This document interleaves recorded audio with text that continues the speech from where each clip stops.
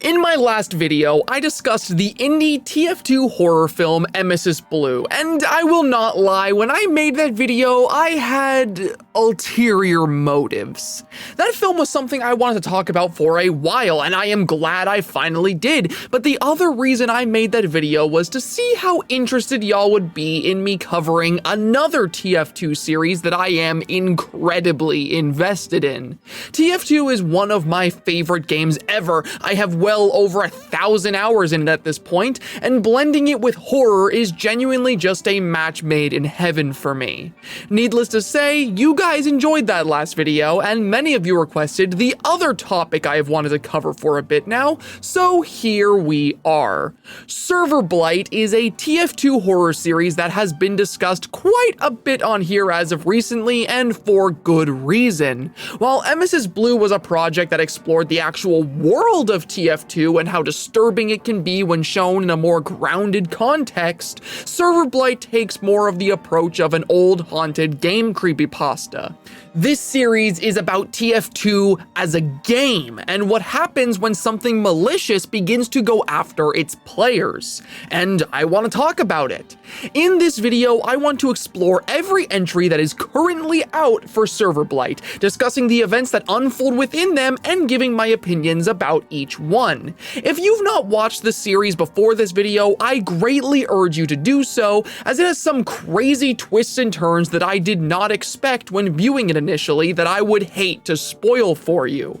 You can click on the card I provided here to go and watch it now if you're at all interested. Of course, I also understand that some people have a hard time with horror stuff or just prefer these videos that summarize the contents within them, so don't feel like you have to in order to enjoy it. I'll do my best to provide an authentic experience for this incredibly interesting and disturbing series. With all that said, let's delve into it.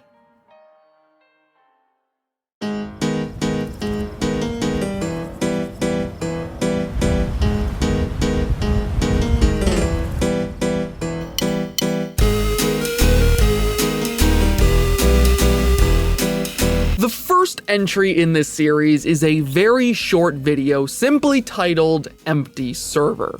In this video, we see a sniper player with the tasteful name of Dixalot hop onto a match of payload in what appears to be an empty server.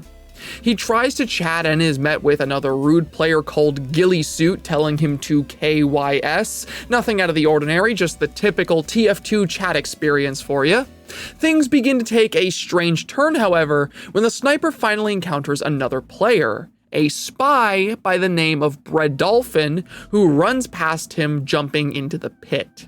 While this alone would not be reason for concern, things get weirder when an enemy scout is seen also running to the same pit, stopping dead in his tracks upon realizing Dixalot is shooting at him.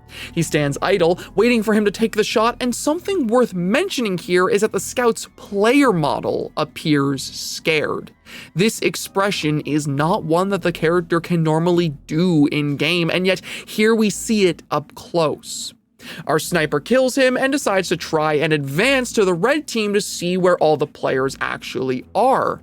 Seeing that no players are present, Dixalot gets fed up with the empty server and attempts to disconnect, only to realize the game will not allow him to. For whatever reason, he's trapped in the server. He chooses to continue forward, asking for answers in the chat, when he is finally met with the player who has continued spamming KYS in the chat over and over. Gillysuit appears as an engineer player who, when finally met, moves in a way that shouldn't be possible for TF2. His mouth moves as he types, his character walks like a real person, and as he moves forward, taking the tribalman shiv from our sniper, he tells him that he has to die in order to leave the server.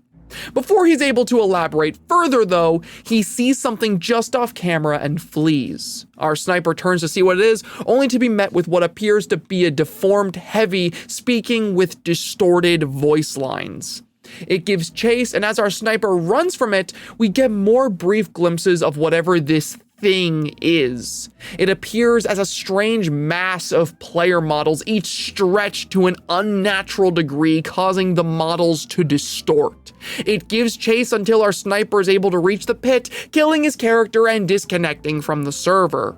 The entity, whatever it is, slinks away, knowing it can't reach him, and the video ends. This video is a fantastic beginning to this series in my opinion, because right from the start it has everything that I think makes it appealing. The blend of both TF2 gameplay and SFM animation give it an incredibly unique style that I haven't really seen from a horror series before, and the use of both sets up an incredibly compelling mystery that leaves you asking so many questions. What is this entity inside the server? What happens if it catches you? How are players in the server able to move and act in ways that defy the rules of the game? Why can't you disconnect? All of these questions are posed in a nice 4-minute experience that can stand on its own, but leaves opportunities to be followed up on in the future. Speaking of which, the series would be followed up after this by a very short entry called Migration that gives us a new glimpse into another player's experience on this mysterious casual TF2 server. This entry may be the shortest, but it is also the single most important video in the entire series because of what happens here. The video opens with a brand new player, a Gibbous engineer named Johnny Danny 12, entering the server and immediately being met with spam from Ghillie from the last video. Rather than this chat spam coming in the form of him trying to help the players unfortunate enough to join this server though, it is instead shown as being the message, "I'm having so much fun," repeated over and over and over. Our Gibbous NG tries to set up on last, as all good new players do when starting a game of Thunder Mountain, but eventually he hears something coming from the building behind him. He goes to investigate and is met by the grisly visual of Ghillie, now assimilated into whatever this entity is, being slammed against the floor. With each impact, the phrase "I'm having so much fun" is sent in chat as if the words are merely the air escaping his lungs. The amalgam then attempts to ambush Johnny Danny 12, who upon realizing he can't disconnect from the server, Alt F4s to get away. The video ends with the entity saying "thank you" in the Heavy's voice, as we see all the users it's assimilated leave the server at once. Johnny Danny 12 may have escaped, but in doing so he taught this entity how it too can leave and find its way onto other servers.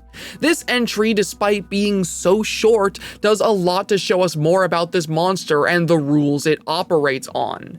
One interesting detail is how Ghillie, despite killing his character before being caught, was still assimilated in this entry and became a part of this monster, while good old Dix-a-Lot managed to get away.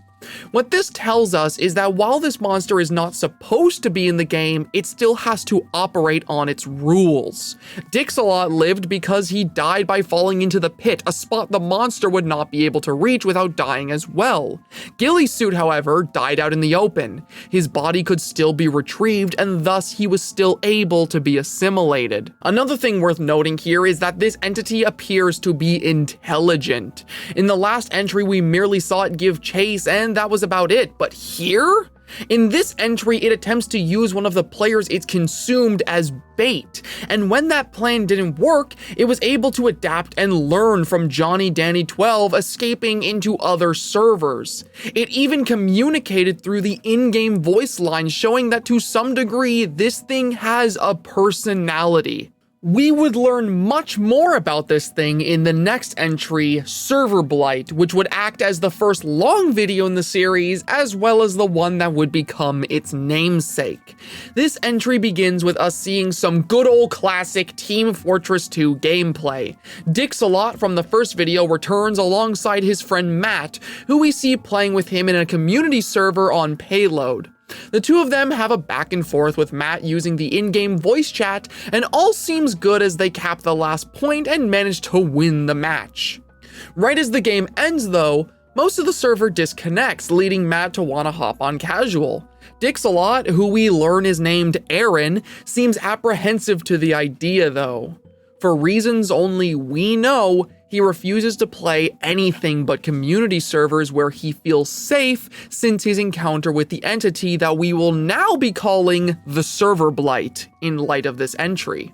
His insistence to remain in the server ends up coming back to bite him though, because not long after, a large group is seen entering the server all at once, with one particular name standing out to him: Ghillie-Suit. Aaron immediately starts to panic, trying to get Matt to leave the server and attempting to kill his character when the reality hits that they cannot. Matt, not understanding the gravity of the situation, tries to encourage his friend, and the two of them venture out of spawn to try and kill whoever or whatever just joined. From here, the video is a slow, suspenseful crawl through the match. Matt and Aaron look around every corner of the map, fearful for what they'll see as we get small glimpses of the Serverblight stalking them. There's this one moment where it seems like something bad will happen as Matt runs off after a scout, but when Aaron comes back to check on him, all is still okay. This momentary distraction did lead to them abandoning their one heavy player, however, who they later find after he had been assimilated by the Serverblight.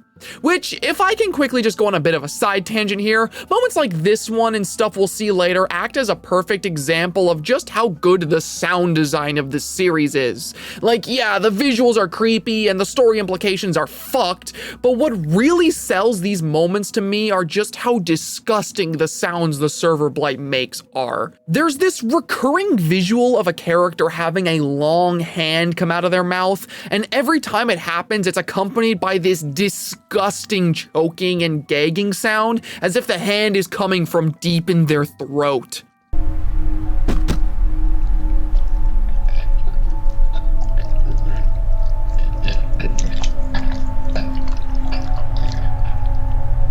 Anyways, the assimilated heavy gives chase, but before he can catch up to both Aaron and Matt, they make the last-minute decision to vote kick it from the match, which on one hand seems like a really smart idea, but on the other hand, that could have been the worst thing they'd done. Cause like, yeah, that was a smart way to not get caught, but also what they just effectively did is send a smaller piece of this thing somewhere else. It could now potentially join multiple servers at once, consuming multiple players just because of this one decision, and that is a terrifying thought. Anyways, after this chase is over and done with, Matt and Aaron attempt to progress the map when Aaron stumbles across one of the most tragic visuals in this entire series. The innocent, gibbous engineer from the previous entry, who at some point was found and assimilated. He now lies in the snow, shaking as he asks, "Is this heaven? Why is it so cold?" Aaron attempts to show him mercy, pulling out his shotgun, but before he gets the chance, he realizes all too late that he had fallen into a trap. The engineer was merely bait for the main body of the Serverblight, which then gives chase in an attempt to corner them. Matt and Aaron barely get away, and it's here where Aaron finally attempts to explain what's going on. As he speaks, Matt responds in the voice chat, but something isn't right. He repeatedly says "what" in the exact same way over and over, as if it's the only response he knows to say.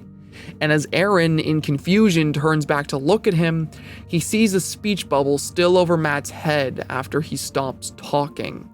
Matt then looks up at it and manually removes it. Matt had been assimilated this whole time, a puppet of the Serverblight that has been following Aaron from the moment it happened. And the crazy thing about this moment is we can actually pinpoint the exact moment that this happened. You remember that random scene where Matt chases the scout? In the time where he leaves the screen and Aaron checks on him, that is when he's assimilated. You can tell because during this scene, if you pay really close attention, you'll notice that the speech bubble above Matt's head has the same delay as in this reveal, and for the rest of the video after this scene, Matt only ever speaks in lines he was heard saying before his assimilation.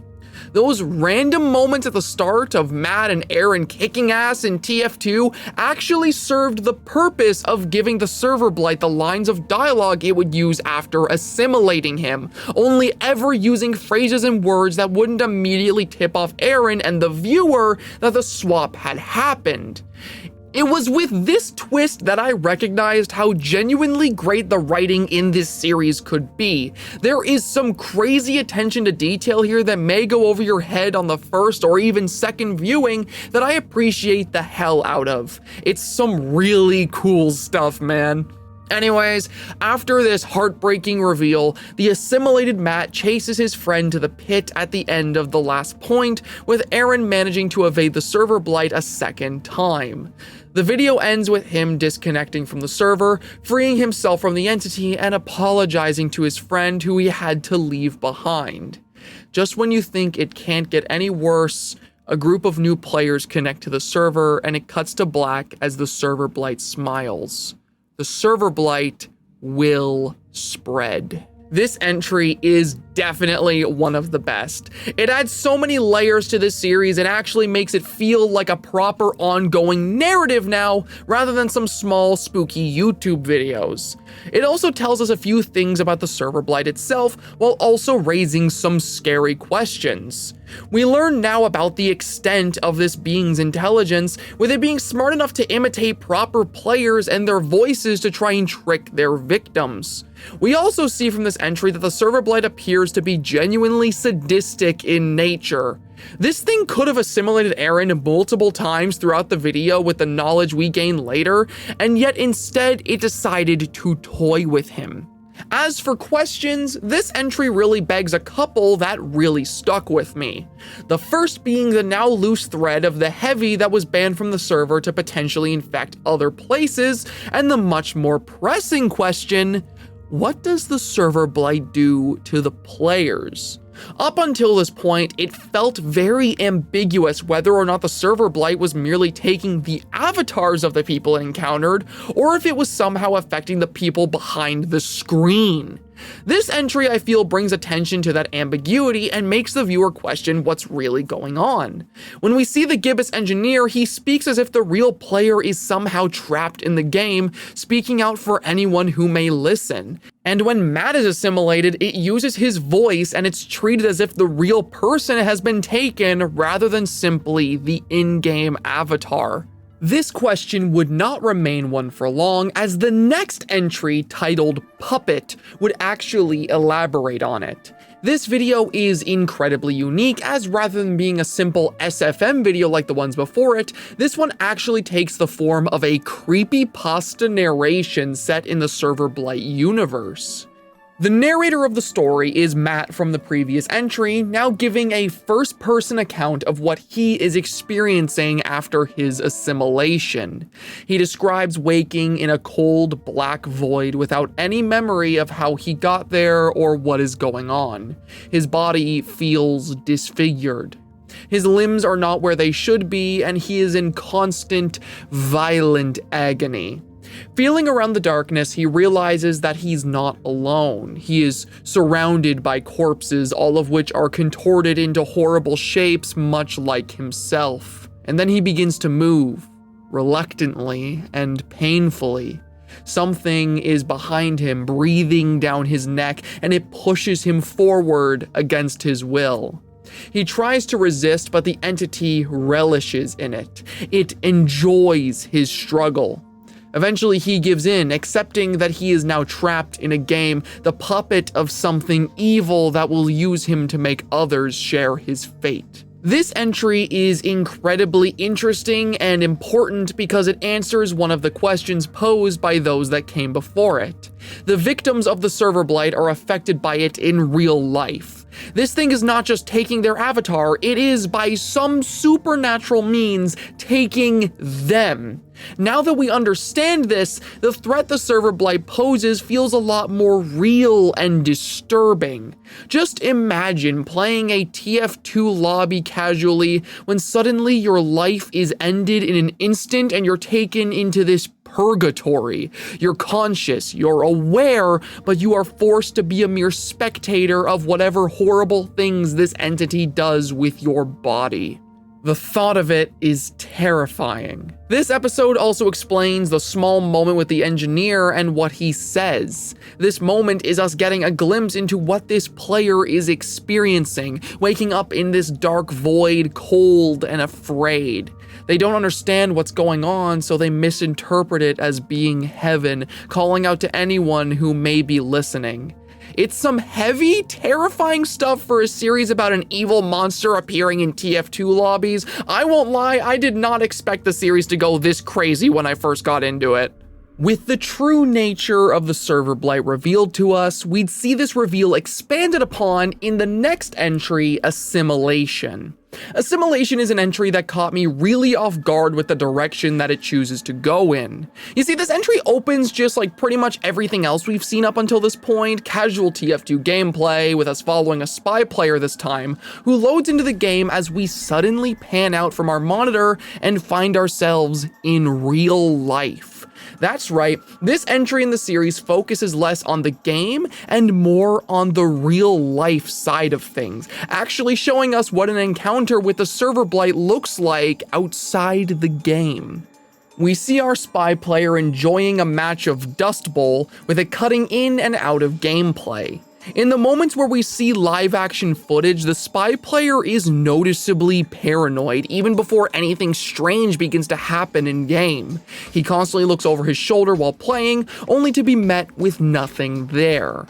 Our first sign of danger comes from the game before real life, as he begins to have his own encounter with the Serverblight. Players in the server begin to act off slowly but surely, and as he looks down at his own hands, there is a brief moment where he sees himself as the spy model he's playing as.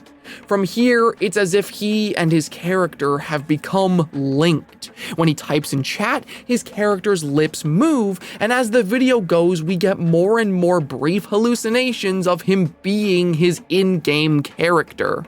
Once he begins to question what's happening, the Serverblight reveals itself to have assimilated the majority of the server, and it gives chase to him. He attempts to disconnect, but it won't work, and as he makes his way to a dark hall evading the assimilated players, he begins to see himself inside the hallway in live action.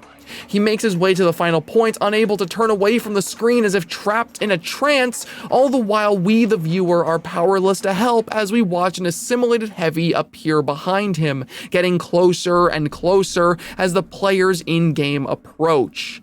It all comes to a close when he's finally caught in-game, and the video ends with the player's corpse seen sitting lifelessly at the computer, his eyes gone completely white and his mouth bleeding. This entry might be my favorite in the entire series. I praise Serverblight already for its creative mix of SFM and gameplay to create unique horror, but this caught me completely off guard. Before this video, I always struggled to an extent to suspend my disbelief with this series, mainly because I had no frame of reference as to why a player wouldn't simply turn off their computer and walk away if threatened by something like this. But this video, this puts everything into a whole new perspective. We see here that once the Serverblight enters a match, it doesn't just stop you from disconnecting. It somehow manages to create a link between yourself and your character. You are unable to leave your computer, unable to even look away, as reality and the game slowly begin to become one. The strange animations of the characters from every entry prior, those represent the link, with the characters in game sharing their expressions and mannerisms with those controlling them. The only escape is to find a way to kill yourself in game, making sure to do so in a place where it can't catch you. That breaks the link and frees you. Otherwise, you are powerless to stop yourself from playing. Hell, with how ambiguous and mysterious this series is, there is even reason to believe that attempting to simply shut off your computer may cause more harm than good. If you're actively linked to the game while the Serverblight is active, who's to say that you won't end up hurting yourself as a result of trying to forcefully break that connection by shutting off the game? It raises questions, but those questions would be too dangerous to try and answer if you were in these characters' shoes. This entry rocks. I love it so much. Our next and final entry, called Reflection, doesn't actually begin with the video itself, but rather a teaser for what's to come. Normally a teaser wouldn't be worth mentioning, but with this one I feel like it is because we see content here that doesn't show up in the final video. In the teaser for Reflection, we see a very active Sawmill server that is joined by one of its frequent players, Classic. Classic goes around greeting his friends when he notices out of the corner of his eye that one of the other frequent players, Spoogs, is quietly stalking him. He talks to a friend about it, only to find out that Spoogs has been offline since the day before. Whatever it wasn't him. Classic then goes to investigate, and he sees something off screen that we never learn about. Getting into the full video for Reflection, we find ourselves in the same Sawmill server, followed by a spy player named Bredolphin, which is actually a name you may remember.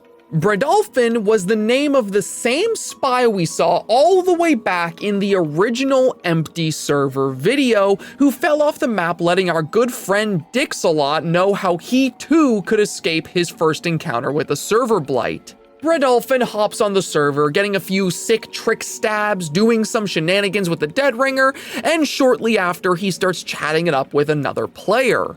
He talks about how things have been going good for him, aside from this one mysterious user he discusses talking to frequently, who he believes to be trying to scam him. We don't really get much time to ponder this though, because soon after he meets up with Classic, who just abruptly gets killed by the Serverblight. Yeah, at this point the series knows what we're watching for. This video wastes no time just getting right into the meat of it.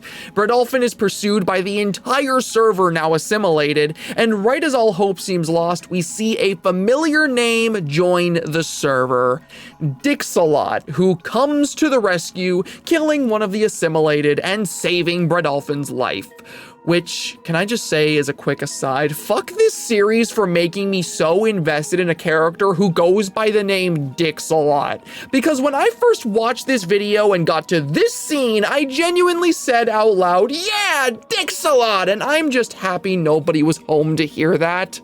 Anyways, Dixalot, or Aaron, is revealed to be the supposed scammer that Bredolphin was talking about. His messages were him trying to get his help to try and stop the Serverblight, because he was one of the only players that Aaron had met that hadn't been assimilated by it. The two of them try to make their way around the map, figuring out a way to escape, when we arrive at a particularly interesting sequence that the video was named after. The two of them stop for a moment to gather their thoughts, discussing what the Serverblight does to you, while Bredolphin stares down at his own reflection in the water. At first, he sees his own scared face reflected back at him, but suddenly, it disappears. When we next see it, it has become an assimilated monster that nearly kills Aaron after Bredolphin runs from it in fear. This scene either shows us one of two terrifying possibilities. Either that the Serverblight is still evolving and growing, learning new things it can do to the point that it can now assimilate mere reflections to be used to get to real players, or that this thing is capable of many feats that we have yet to see because the time has yet to call for it. Regardless of which it is, this scene shows us that every single time it feels like we have a grasp of all the rules the Serverblight follows, we're more than likely underestimating its true capabilities. As well as us seeing this side of the Serverblight in this scene, we see another interesting side of it the very next scene that follows. The Serverblight takes on the form of Ghillie-Suit, complete with Classic attached to its body violently. We see it smile as it uses the saw in the center of the map to torture its new victim, all the while Aaron is forced to merely sit and watch. It's with this scene that we can see the sort of arch-enemy relationship that has formed between Aaron and the Serverblight. The first victim of it we got to watch, and the main antagonist, one who always gets away and the other that follows them everywhere they go. I just find it interesting because we can tell so much about these characters and what they've put each other through by the subtext alone. Aaron earlier in the video talked about how he's able to talk so fast to players he's trying to help, explaining he has a bind for everything. He has been through this song and dance so many times, he's got it down to a system so precise, he has everything he will say pre-planned. And on the side of the Serverblight, we can see that it takes a particular interest in Aaron. It specifically chooses forms and ways to get under his skin because he is the only person alive who fully grasps what it does and what it's capable of. The presence of this dynamic makes both characters way more interesting than they are alone, and I am so glad it's a part of this series. After this scene, Aaron and Bradolphin finally come up with a plan for them to escape.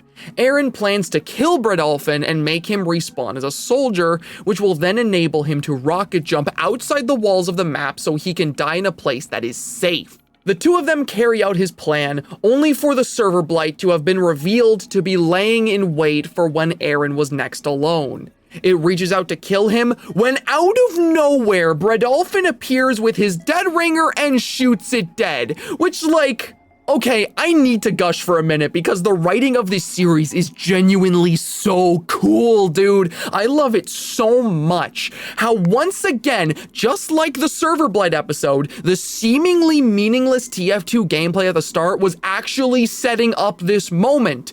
The random dead ringer shenanigans were there to establish that he even had it in the first place. And by the time this scene happens, enough time has passed that I forgot about it. So when Bradolphin just appears with it, I genuinely got so hyped. Like, this isn't just some spooky TF2 series. This shit has some really solid writing and payoffs to the stuff it sets up. That is part of the reason I like it so much. Anyways, sorry about that, this series genuinely just gets me so hyped. After this moment, the plan is carried out. Bradolphin is able to swap to soldier, and with Aaron protecting him, the two are able to escape the server and both survive.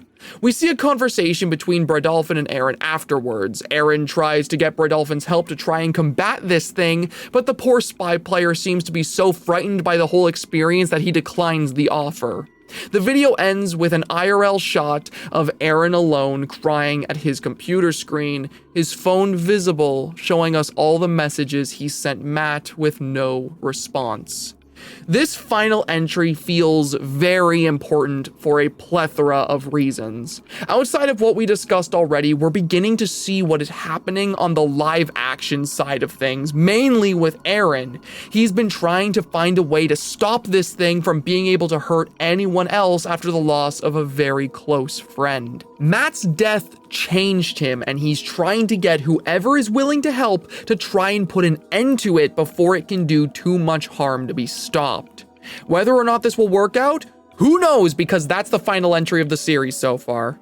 Serverblight really is a one-of-a-kind series to me. It perfectly blends together elements of TF2 gameplay, SFM, creepypasta storytelling, and live action to give us a series that feels so oddly nostalgic despite it still being ongoing. If watching this video inspired you to want to go and check the series out yourself, I still highly recommend you do so to try and keep up with it. It deserves all the love it's getting, and I cannot wait to see more of it whenever that may happen. Anyways though, that'll be all from me for now. I hope you all enjoyed watching this video as much as I enjoyed making it, and I cannot wait to see you here for whatever my next project ends up being. Goodbye for now.